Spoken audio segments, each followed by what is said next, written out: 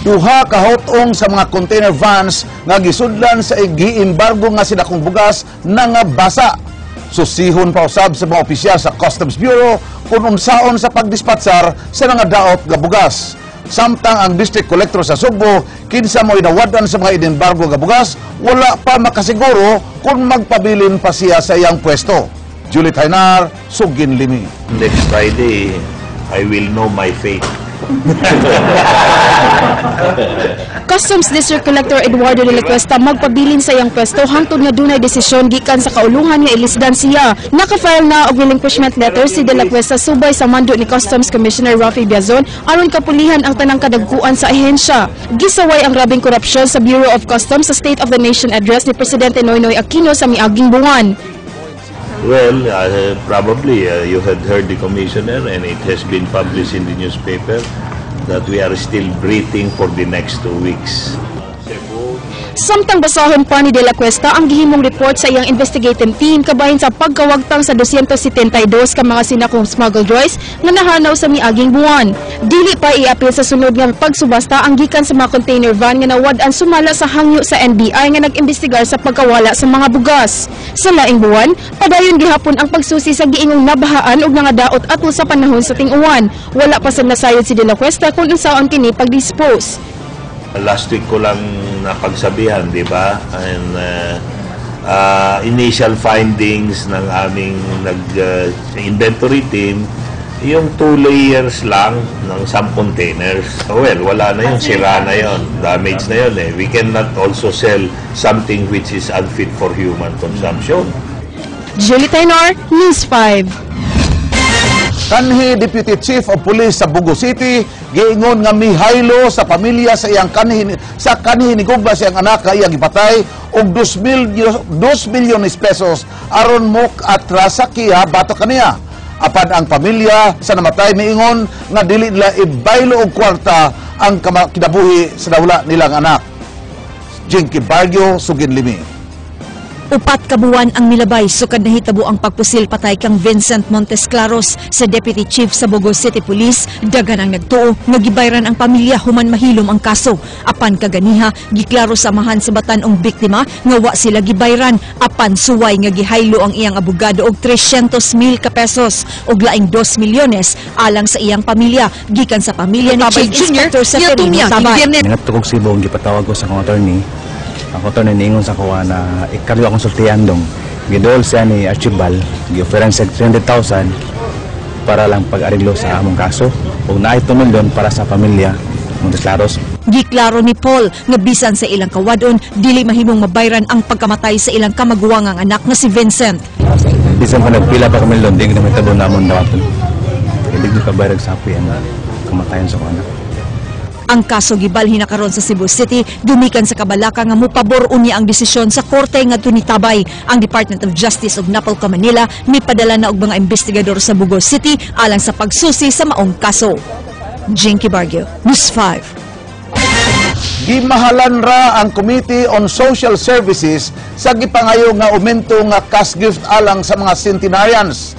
Ang increase gipropose ni Konsehal Gerardo Carrillo. Sa proposal ni Carrillo, umintuhan gikan sa 100,000 pesos ngadto na sa 1 million pesos ang cash gift niadtong nakaabot sa pangindaron nga usa ka gatos ka tuig. Si Konsehal Lia Hapson nga maoy bipresentar sa committee report isip Vice Chairperson nagkanayon nga dili lang usa umintuhan ang cash gift kay nagdaginot pa ang syudad. Apan desidido gyapon si Carrillo sa pagduso niini. Iya kining balikon pagtuki sa sunod nga sesyon. Matod niya ang increase muagni sa paggam sa katingguangan inay pasagdan lang kini. It's for the family who take care their old. I think 1 million is a striking amount so that we start providing not all reaches 100, but if we provide a higher incentive, then everybody will take care of their old. Mudangop na sa buhatan sa Provincial Women's Council ang usa ka inahan nga mireklamo nga walay nahitabo sa iyang reklamo nga gisangat sa barangay ug kapulisan sa Badian. Si Vivencia Torres ang inahan sa 21 anyos nga lalaking dunay diferensya sa pangisip nga taga barangay Basak, lungsod sa Badian, mireklamo nga gikulatang iyang anak sa usa ka barangay tanod ug mga kauban niini. Matud ni Magpalay nga ilan nang gikustodiya ang anak niini human nagpatabang kanila. Plano ni Magpalay nga mudangop sa buhatan sa Visayas Ombudsman aron isangat ang reklamo batok sa usa ka tanod sa barangay Basak sa lungsod sa Badian. Giila ang nagkulata sa iyang anak nga tanod sa ilang barangay nga usa ka Alex Tano uban ang pag-umangkon niini ug laing tulo ka mga higala. Katulunan nga nag-abot sa lupon ang duha ka kampo apan way nahimong desisyon ang lupong tagapamayapa. Ingon man ang kapitan sa ilang barangay kay matud pa paryentira sa kapitan ang nakasalang tanod. Formal nga gi-turn over kaganyang buntag ang 2-story hospital building sa Vicente Soto Memorial Medical Center. Kini nga dunay 20 ka mga air-conditioned private rooms. Sila si Dr. Gerardo Aquino, ang Chief of Hospital sa Vicente Soto Memorial Medical Center, ug si Cebu CFI Cooperative Chairman Retired Judge Esperanza Garcia mooy nangu sa turnover ceremony. Ang proyekto resulta sa private-public partnership sa hospital ug sa kooperatiba. Si Garbo sa BSMMC ug sa Cebu CFI nga ang mga private rooms mo'y labing moderno kung itandi sa mga pribadong hospital. Dili lang mga Cebu CFI co-op members ang mahimo makapahimo sa maong proyekto. Collaborative partnership working towards a common goal, that is making quality but affordable healthcare truly accessible to our people.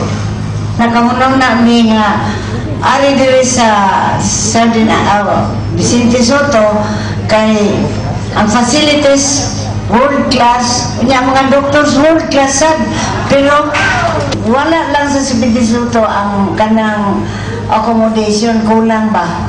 Muna nga among gitawag si Dr. Aquino muna kasabot ni pahimuan ng 20 rooms. Gilusa dinhi sa Subo ang libro sa usa ka manunulat nga mipakita sa lain nga paghulagway sa kasaysayan sa nasod.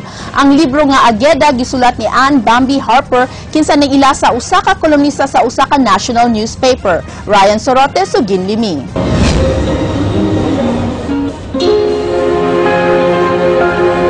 Dinhi sa Kabisayan, ang Subo ang usa sa may labing abunda ug mabulukon nga kasaysayan gikan pa sa panahon sa mga Kastila, Hapon ug Amerikano.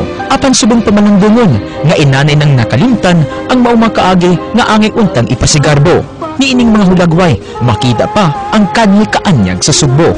Gikan sa Kapitolyo, Jones Avenue, Fuente Osmeña, Parian ug Mango Avenue, makita ang yano, limpyo ug romantiko nga Subo. Apan karon, bugti sa paglambo mao ang paglubong ni ining tanan sa limot.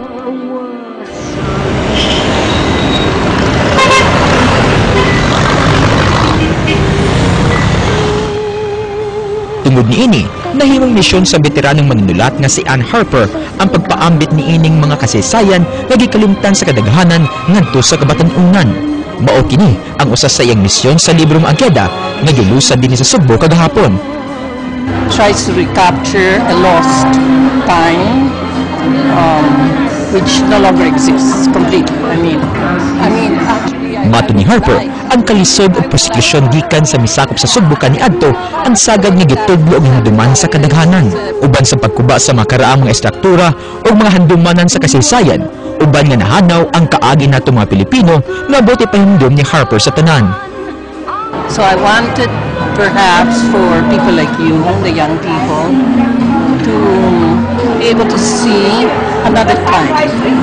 Pito ka tuig nga gitutukan ni Harper ang pagsuwat sa Ageda nga iyang gihulagway nga detalyado nga paghulagway sa matud pa gikalimtang kasaysayan. Ryan Sorote, News 5. Gilaraw sa usa ka konsehal sa Dakbayan sa Subo ang pagtukod sa usa ka Conscience Commission. Ang papel nini mao ang pagbantay sa mga kalihukan sa mga opisyalis sa Dakbayan batok sa korupsyon. Andrea Patenia, Sugin Limi. Is there a resolving... Usa ka privilege speech ang gideliver ni Konsehal James Cuenco sa konseho kaganiyang buntag pag-auhag sa tanang opisyale sa syudad sa Subo nga ipaubos sa lifestyle check. Ang gihimo ni Konsehal Cuenco bunga sa sunod-sunod nga mga balita nga naglambigit sa mga local ug national officials sa korupsyon sama sa pork barrel scam sa mga magbabalaod ug sa alegasyon nga gideposito matud pa ni kanhi kongresista Clavel Martinez ang iyang Priority Development Assistance Fund sa kaugalingong bank account. Mato ni Cuenco, magsugod kini sa pagsumiti nilang tanan sa ilang statements of assets, liabilities, and net worth kung SALN. I urge everyone, starting with the submission of our SALNs, that it be open to the public, and even to the extent that I would urge them to waive the secrecy of bank accounts. Gisugyot sa niya ang pag-umol sa usa ka Conscience Commission nga mao'y mo monitor ug moimbestigar sa mga lihok sa mga opisyale sa Cebu City. Upat ka nga nang mitumaw nga mulangkob sa maong komisyon. Kini mao sila si kanhi Assistant Visayas Ombudsman Virginia Palangka Santiago, Judge Menrado Paredes, Associate Justice Gabriel Ingles ug ni Retired Justice Portia Hormachuelos.